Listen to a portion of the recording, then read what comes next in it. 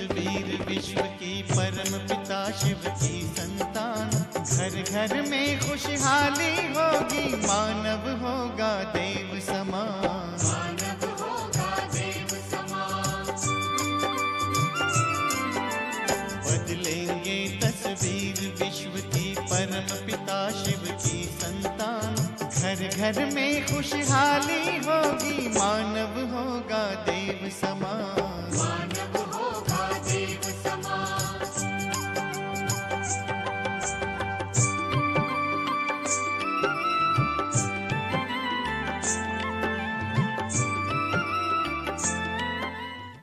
ओम शांति। ओम शांति। आज की तारीख है 13, 11 और 11 और अव्यक्त बाप दादा की आज मुरली है, रविवार है। और अव्यक्त बाप दादा की रिवाइज कोर्स की ज्ञान मुरली की तारीख है 25/3/95 और आज विशेष डायमंड जुबली वर्ष के प्रति अव्यक्त बाप दादा के महावाक्य हैं।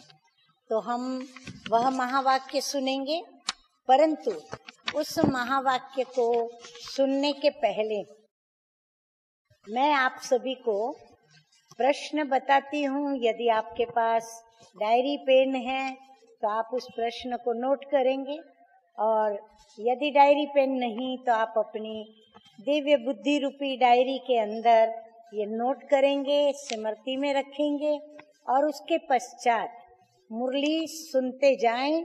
उनके उत्तर मुरली के अंदर आप पढ़ते जाएं, देखते जाएं और लिखते भी जाएं। परंतु याद रहे, ऐसा न हो कि आप लिखने में व्यस्त हो जाओ तो आपका सुनना मिस हो जाए। अगर सुनना मिस करेंगे तो उत्तर नहीं लिख पाएंगे। तो इसीलिए ध्यान से पहले प्रश्नों को लिख लें, प्रश्नों को स्मृति में रखें और उसके पश्चात मुरली पूरी हो जाए उसके बाद आप उसके उत्तर लिखेंगे। तो प्रश्न पहला है, सच्ची सच्ची प्लेटिनम जुबली का विश्व में दृश्य क्या होगा। प्रश्न दूसरा है, पहला प्रश्न नोट किया सभी ने, फिर से बोल रही हूँ, सच्ची सच्ची प्लेटिनम जुबली का विश्व में दृश्य क्या होगा। प्रश्न दूसरा, सारे विश्व को आकर्षित करने वाले, सारे विश्व को आकर्षित करने वाले रूहानी रियल डायमंड की विशेषता क्या होंगी। रूहानी रियल डायमंड की विशेषता क्या होंगी। प्रश्न तीसरा, हम रियल रूहानी डायमंड, हम रियल रूहानी डायमंड क्या पुरुषार्थ करें जो सर्व को अनुभव हो। प्रश्न चौथा, स्व परिवर्तन से विश्व परिवर्तन की मशीनरी तेज करने के लिए क्या करें। स्व परिवर्तन से विश्व परिवर्तन की मशीनरी तेज करने के लिए क्या करें। प्रश्न पांचवा, हम ब्राह्मणों में लक्की कौन है। बाबा कहते हैं ना, तुम मेरे चैतन्य लक्की सितारे हो। तो हम ब्राह्मणों में लक्की कौन है। प्रश्न 6, आज अव्यक्त बाप दादा ने हम वत्सों को विशेषताओं के साथ याद प्यार दिया, तो उनमें से 5 विशेषताओं के विषय में बाबा ने जो याद प्यार दिया है, उनमें से 5 विशेषताओं के विषय में 5 से 10 वाक्य मनन चिंतन करके लिखो। तो सभी ने नोट किए। मैंने 6 प्रश्न बताए हैं और अब मैं मुरली शुरू करती हूँ। आप सभी मुरली ध्यान से सुनेंगे। तो आज की अव्यक्त बाप दादा की मुरली का हेडिंग है डायमंड जुबली वर्ष के प्रति अव्यक्त बाप दादा के महावाक्य। अभी डायमंड जुबली मनाने के प्लान बना रहे हो ना? हाँ, याद रहे 95 में ये बाबा ने मुरली चलाई है और अभी चल रहा है 2011। कितने वर्ष हुए? तो उतने वर्ष से हम क्या क्या तैयारियां डायमंड जुबली की कर रहे हैं वो हम इसमें सुन करके चेक करेंगे। अभी डायमंड जुबली मनाने के प्लान बना रहे हो ना? तो डायमंड जुबली में बाप दादा एक बच्चों का दृश्य देखना चाहते हैं। बाप दादा अपनी बच्चों के प्रति जो उम्मीद है, आशा है, इच्छा है, वो हमें बाप दादा सुना रहे हैं। जैसे दीपावली होती है ना, या कोई भी ऐसा बड़ा उत्सव होता है तो जगह जगह पर लाइटें जगी हुई दिखाई देती हैं। देखा है ना? हाँ, सब तरफ रोशनी रोशनी की जाती है। छोटे छोटे या बड़े बड़े बल्बों के साथ हर जगह पर लाइट जो है वो टिमटिमाती है या जगमगाती है। तो बाबा कहते ये देखा है ना, आप सबके देशों में बड़ा दिन तो होता ही होगा, क्योंकि बाबा के सामने तो कितने 150 से ऊपर देश वाले सभी विश्व के बच्चे बैठे होते हैं। तो बाबा उनको बता रहे हैं कि आप सबके देश में भी कोई ना कोई बड़ा दिन तो होता ही होगा। तो कितने बल्ब या कितना कुछ चीजें लाइट के रूप में चीजें जगमगाती हैं। यहाँ तो देखो जगमगा रहे हैं, वहाँ देखो जगमगा रहे हैं, जहाँ देखो वहाँ लाइट ही लाइट सब जैसे जगमगा रहे हैं। ऐसे डायमंड जुबली में ये रूहानी रियल डायमंड जगह जगह पर ऐसे चमकते हुए दिखाई दे जो सब अनुभव करे कि ये कौन सी चमक है। तो बाबा हमें डायमंड के साथ सर मिलाते हुए, हमको डायमंड का मिसाल देते हुए हमें बाबा कह रहे हैं कि विश्व में भी सभी आपको देखकर ये सोचे, ये रियल रूहानी डायमंड की जो चमक है, माना हम बच्चों की रूहानी धारणा की चमक, उसको देख करके वो अनुभव करे और मन ही मन में उनको प्रश्न उठे कि ये किसकी चमक है और ये कौन सी चमक है। डायमंड तो चमकता है ना, चाहे मिट्टी में भी छिपाओ तो भी वो अपनी चमक को नहीं गंवाएगा। तो जहाँ भी, जिस भी देश में, जिस भी स्थान पर रहते हो, तो सभी को अनुभव हो कि ये जगमगाता हुआ डायमंड है। उन्हों को वाइब्रेशन आए, ऐसा जगमगाना है धारणाओं से जो किसी भी देश में कहाँ भी हम हो उनको अंदर में वाइब्रेशन पहुँचे।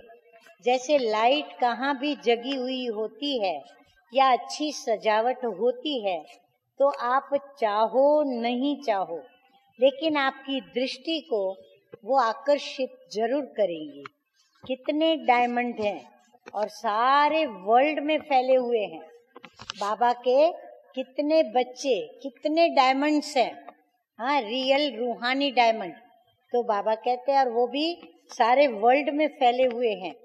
तो सारे वर्ल्ड के अंदर जगमगाते हुए डायमंड अपनी चमक दिखाए तो सोचो क्या दृश्य होगा। अच्छा लगेगा ना? इसका फोटो बाप दादा निकालेंगे। क्यों? क्योंकि आप तो सब जगह जगह जा नहीं सकते, बाप दादा तो जा सकते हैं। तो ये कैमरा लेकर कहाँ जाएंगे बाप दादा? तो ऐसे चमकते हुए डायमंड्स का दृश्य खींचने बाप दादा जगह जगह जाएंगे और फिर वो सारे विश्व में दिखाई दे, ऐसा रियल रूहानी डायमंड को चमकना है।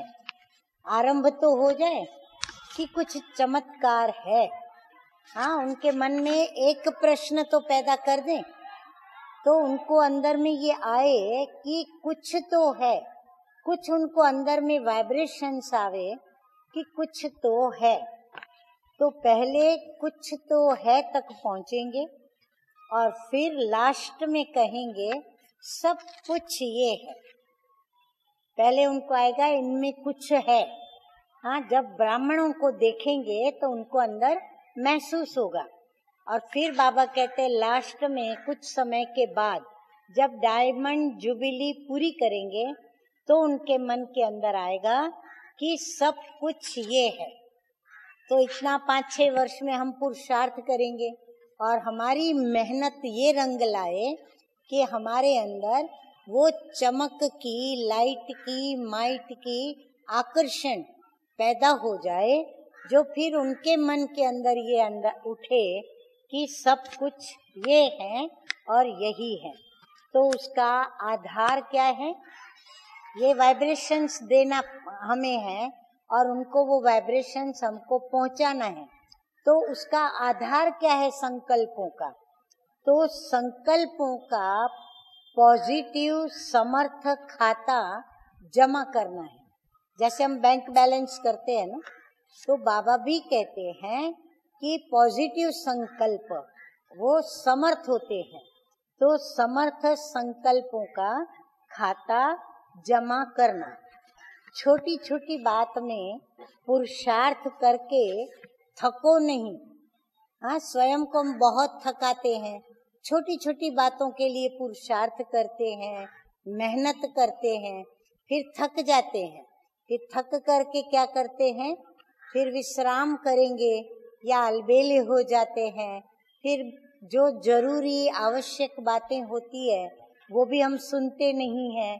तो बहुत कुछ हम अपना नुकसान करते रहते हैं। तो बाबा कहते हैं छोटी छोटी बातों में पुरुषार्थ करके स्वयं को थकाओ नहीं। अब वो छोटी छोटी बातें कौन सी है? अब बाबा बता रहे हैं हम बच्चों को, ईर्ष्या खत्म नहीं होती है। हाँ, कईयों के स्वभाव में ईर्ष्या इतनी गहरी बैठी हुई रहती है कि छोटी छोटी बात में थोड़ा उससे कोई आगे बढ़ गया, थोड़ा किसी ने उससे अच्छा बोला, थोड़ा किसी ने उनकी महिमा कर दी, थोड़ा उसने कुछ अच्छे कपड़े पहन लिए, उसके पास अच्छे अच्छे पदार्थ हैं, साधन हैं, तुरंत अंदर में क्या होता है? ईर्ष्या शुरू हो जाती है। तो ईर्ष्या खत्म नहीं होती है। फिर थोड़ा सा क्रोध भी आ जाता है। बाबा कहते हैं फिर जोश और क्रोध भी आ जाता है, क्योंकि जोश भी हल्के क्रोध का ही एक नमूना है, निशानी है। हाँ, तो बाबा कहते हैं फिर थोड़ा सा क्रोध भी आ जाता है। फिर क्रोध में क्या होता है? हाँ, जब बुद्धि हमारी क्रोध के वश हुई तो उसने बोल पर असर डाला। फिर बोल में भी क्या तकलीफ हो जाती है, क्या प्रभाव पड़ता है कि बोल में भी हम कुछ भी बोल देते हैं, जो बोल सामने वाले को दुख पहुंचा देते हैं या उनको कांटे की तरह वो चुभ जाते हैं, तो उनको हम दुख दे बैठते हैं। थोड़ा सा क्रोध आ जाता है तो बोल निकल जाता है। तो बाबा कहते हैं ऐसे छोटी छोटी एक एक बात में मेहनत नहीं करो। बीज को ठीक कर दो तो झाड़ आप ही ठीक हो जाएगा। हाँ, हम यदि झाड़ को, पेड़ को हरा भरा करना चाहते हैं, फल फूल पत्ते सब उसमें हरे भरे हो, तो उसके लिए क्या करना पड़े? हम बाहर से पानी देंगे तो कुछ नहीं होता है, लेकिन हमें उसके मूल में पानी पहुँचे, बीज तक पानी पहुँचे या हम बीज डालें तो फिर हमको वैसा फल भी प्राप्त हो। तो बाबा कहते हैं बीज को ठीक कर दो तो झाड़ आप ही ठीक हो जाएगा। अब इन सब का बीज कौन है? हाँ, यदि हम अपने संकल्पों को भी ठीक करना चाहते हैं तो इनका बीज क्या है? कि हम पॉजिटिव सोचें, सकारात्मक सोचें और समर्थ सोचें। तो संकल्प है बीज, तो संकल्पों का परिवर्तन करना है, सोचने का तरीका बदलना है। हाँ, संकल्पों को चेंज करना या संकल्पों के बीज डालना माना हमारा सोचने का तरीका बदलना है। संकल्प श्रेष्ठ, तो सब श्रेष्ठ हुआ ही पड़ा है। बाबा कहते वृत्ति में श्रेष्ठता है, अंदर में शुभ भावना है, शुभ कर्म करने की कामना है। तो बाबा कहते हैं जिसके संकल्प श्रेष्ठ हैं तो श्रेष्ठ हुआ ही पड़ा है, कर्म ऑटोमेटिकली श्रेष्ठ ही होंगे, फिर मेहनत करने की जरूरत नहीं है। नहीं तो मुश्किल लगता है ना। हाँ, फिर एक एक छोटे छोटे विषय, विकार या कड़े स्वभाव, संस्कार, उनको मिटाने में फिर मेहनत भी लगती है, समय भी जाता है। फिर अंदर अंदर सोचते रहते, अरे अभी तो मेरे में ये भी है, ये भी है, मुझे ये भी करना है, इसको भी निकालना है, वो भी करना है, वो भी मिटाना है। तो सोचों में टाइम जाता है। सोचते हैं 10 साल हो गए, 20 साल हो गए, 40 साल हो गए, 50 साल हो गए, तो भी मेरी ये कमजोरी नहीं गई। फिर आता है गिल्टी कॉन्शियस, फिर हम गिल्टी के स्वभाव में आ जाते हैं, अंदर ही अंदर लघुता ग्रंथि पैदा हो जाती है और फिर हम नकारात्मक सोचना चालू कर देते हैं। फिर व्यर्थ सोचते हैं, शक्ति हमारी नष्ट होती है और हम स्वयं को कमजोर महसूस करने लगते हैं। अगर फाउंडेशन को चेक किया तो 4 सेकंड भी नहीं लगने चाहिए। बाबा कहते हैं इसीलिए क्या करो, अपनी एकांत में बैठकर मीठे मीठे बाबा की शिक्षाओं को स्मृति में रखकर एकाग्रता से सोचो, विचार सागर मंथन करो, चिंतन करो। अगर फाउंडेशन चेक किया तो बाबा कहते हैं 4 सेकंड भी नहीं लगनी चाहिए, इतना जल्दी परिवर्तन हो जाता है। फिर देखो आपकी मनसा की सेवा कितनी फास्ट होती है। अभी मनसा शक्ति वेस्ट जाती है, काम में नहीं लगती, और जब बचत होगी तो काम में लगेगी ना। अगर शक्तियों को हम बचाएंगे तो वो शक्तियां क्या होगी, हमारी जमा होंगी, हमारा बैंक बैलेंस होगा। नहीं तो हमारी शक्तियां वेस्ट चली जाती है। फिर तो बचत होगी तो फिर मेहनत करने की भी जरूरत नहीं है। फिर हम चलते फिरते लाइट हाउस और माइट हाउस का अनुभव करेंगे। अच्छा, वरदान है सोचने और करने के अंतर को मिटाने वाले। स्वपरिवर्तक सो विश्व परिवर्तक भव।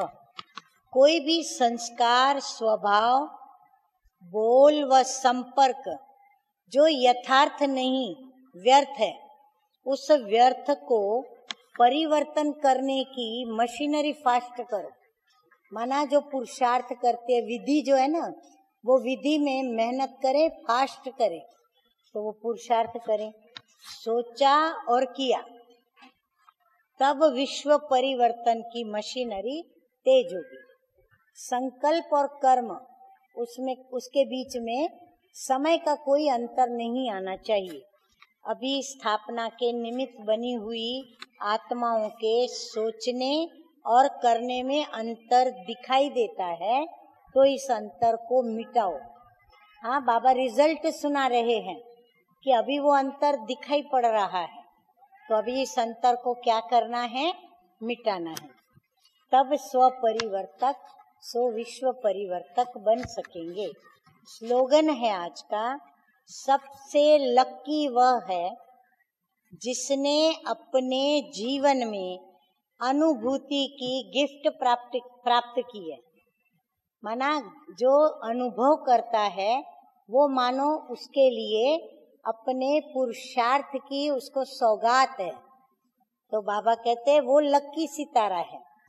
अच्छा, चारों ओर के, हाँ, बाबा भी याद प्यार दे रहे हैं, चारों ओर के रूहानी सच्चे डायमंड आत्माओं को, सदा इकोनॉमी के अवतार विशेष आत्माओं को, सदा एक नामी और एकांत प्रिय विशेष आत्माओं को अपने वाइब्रेशन और वृत्ति की चमक से विश्व में प्रकाश फैलाने वाले चमकती हुई आप जैसी आत्माओं को, हाँ आप जैसी मैं बोल रही हूँ, बाबा कहते हैं प्रकाश फैलाने वाले चमकती हुई आत्माओं को बाप दादा का याद प्यार और गुड मॉर्निंग और नमस्ते। हम रूहानी बच्चों का रूहानी बाप दादा को याद प्यार गुड मॉर्निंग और नमस्ते नमस्ते। तो सभी ने प्रश्न नोट किए होंगे। प्रश्न जो नोट किए उनके जवाब भी मीठे मीठे बाप दादा ने मुरली के अंदर सारे बता दिए हैं। तो उन प्रश्नों के उत्तर आप लिखेंगे और लिख करके फिर क्या करेंगे, उन्हें फिर पढ़ेंगे, बार बार पढ़ेंगे और उसे अपना स्वभाव और संस्कार बना करके छोड़ेंगे।